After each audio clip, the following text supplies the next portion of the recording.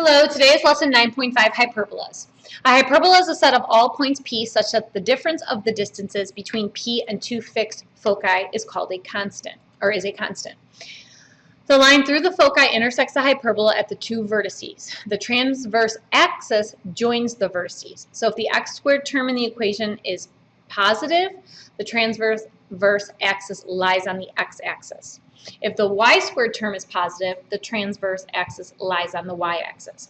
So this time, we're not going to look at where the bigger number's at. We're going to look for where our x and our y are at. If x is positive, and you'll see in a second what I'm talking about, we're going to have horizontal hyperbolas like the picture on the left. And if y is positive, we're going to have vertical hyperbolas like the picture on the right. So I'm going to go ahead, refer to these pictures, and look at all the stuff that we need to memorize, and then we'll apply it to our two types of problems like we did yesterday. Okay, so we have horizontal hyperbolas on the left. This is what the equation looks like. It's different from yesterday because now there's a subtraction sign in between. Vertical looks like this. Now, so the difference between yesterday and today is there's a subtraction sign in between, and we cared where the bigger number was. If you look at these two equations, our A is always going to be first, whether it's bigger or smaller, and our B is always going to be second. What's different is where the x and y are at. So see how this one leads with an x, and x is positive, y is not? That means it's on the horizontal axis. This one leads with a y, which means y is positive, x is not. So it's on the vertical axis. You do need to memorize this information that I circled. Now let's go ahead and look at the chart below. This summarizes what I just said when I had you circle above. Okay, this time, like I said, if it leads with an x, it's horizontal. But we are going to need to do one extra thing. We're going to need to find what we call the asymptote. Asymptote of a graph is an imaginary line that the graph approaches but never reaches. Actually, I shouldn't say it's imaginary. It's just we don't draw it heavy on the graph because we're graphing the hyperbolas, not the lines of the asymptotes. So we do need to memorize this. The vertices is always going to be the number and then 0, which makes sense because the vertices are going to be on the x-axis. This one leads with a y, which means it's vertical. This equation is different. We have our a and b flipped, and our 0 is first and then our number. The foci is also a little bit different than it was yesterday. Yesterday there was a subtraction sign in between, and today there's a positive. So all of this has to be memorized. But if you write it every time you do a problem, you will know it. Okay, let's go ahead and get started. So this problem says we're going to graph it. We're going to identify the vertices, the foci, and the asymptotes. I'm going to make sure that I fit my graph on this so we can see it. Okay, so here we go. This is A, this is B. It leads with the Y, so it's vertical. I'm just going to trace that so I know. The vertices, because it's vertical, is going to be 0, then a number. Because I'm doing vertical hyperbola, I'm using the equation y equals plus or minus a over bx, and then the foci equation is c squared equals a squared plus b squared. Okay, so now let's go ahead and fill everything in. So a is going to be the square root of 81, which is going to be plus or minus 9. I'm going to go ahead and plot the vertices. The line of asymptotes is going to be our a over our b. Our b is going to be plus or minus 4. So I'm going to put in plus or minus 9 over 4x. Now what we're going to do on the graph is we're going to go ahead and graph these lightly. So I'm going to graph y equals 9/4 x. This one does not have a y-intercept, so I start at 0. And I'm going to go up 9 over 4. Then I'm going to go down 9, left 4. And I'm going to go ahead and connect these points. This is going to help me draw my hyperbolas on the graph. Now we're going to go ahead and graph the opposite of that, because this was plus or minus, negative 9 over 4x. Start at 0. I'm going to go down 9, right 4. Start at 0, up 9, left 4. I'm going to go ahead and connect those. So the point of me doing that is so I can start at my vertices and draw my hyperbolas. Now, the hyperbola is going to approach these lines but never reach them. So this is kind of a wider hyperbola. A little bit messy.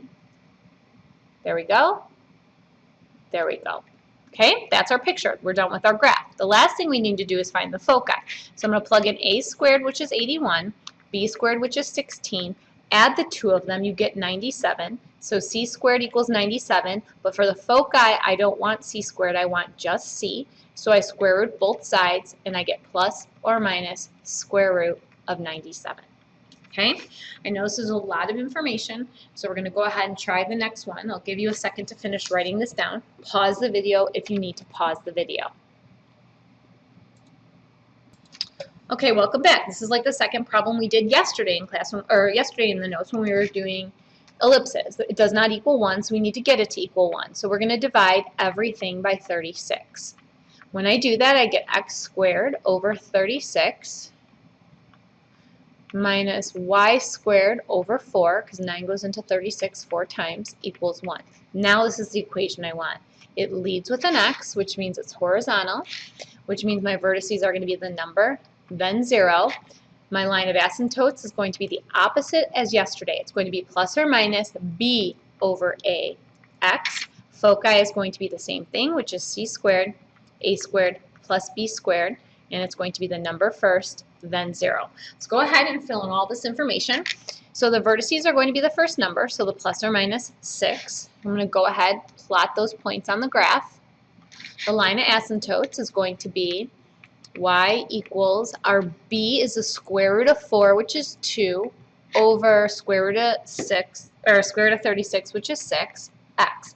You can go ahead and reduce this. You can leave it, but you should reduce it, so it would be plus or minus 1/3 x.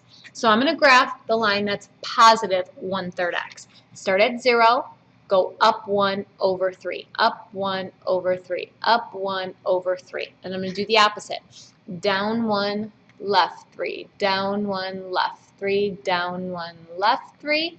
Okay, now I'm going to graph negative 1/3 x. So I start at 0, I go down 1, right 3, down 1, right 3, down 1, right 3, and then do the opposite, up and left.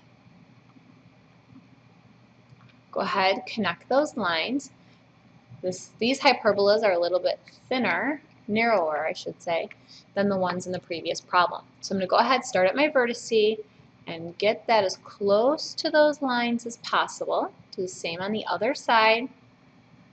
There we go. We're almost done. The only thing we have to find is the foci. So if I plug in a squared, that's 36. I plug in b squared, which is 4. So c squared equals 40. So c is root 40. So that's plus or minus. When you simplify the square root of 40, you get 2 root 10. Done. Okay, I'm going to get you a little start on the U-try, and then you can go ahead and fill the rest of it in. So on the U-try, when you look at it, it's a vertical ellipse. So that means our vertices are going to be 0 and a number.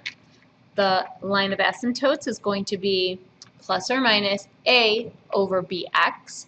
And the foci is going to be c squared equals a squared plus b squared. This is a squared, this is b squared. Okay, go ahead, try the rest of the problem on your own. Pause the video, and then we'll go on to the next set of problems.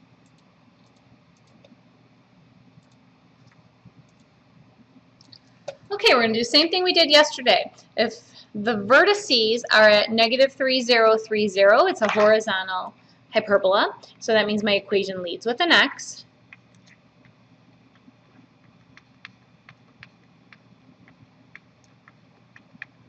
Okay, we're going to go ahead. We know we have c and we know we have a. So what are we missing? We're missing the b. So we're going to use the equation for the foci to get that. Okay, why don't we go ahead and find b? We know we have a, we know we need b, so let's go ahead and find that. So if I plug in c, which is negative 4, I square it, I get 16. I plug in a, which is 3, I square it, I get 9. I'm going to go ahead and get it by itself, so subtract 9 on both sides. So b squared equals 7. Now, I don't need to square root it because I'm plugging in b squared. So why square root it? Just to square it all over again. And then I plug in my a, which is 3. So the answer I want for this problem is x squared over 9 minus y squared over 7 equals 1. This is supposed to be a positive 1, not a negative 1, so positive 1. Okay, let's go ahead and try the next example. Okay, this problem again, we're given the foci, which is c, the vertices, which are a. This time, though, it's vertical. So we have up and down. So that means my equation looks like this: y squared over a squared minus x squared over b squared equals 1. My a is 5. My b I have to find, so I'm going to use c squared equals a squared plus b squared. So c squared is going to be 64. A squared is going to be 25. Go ahead and subtract 25 on both sides. So b squared equals 39.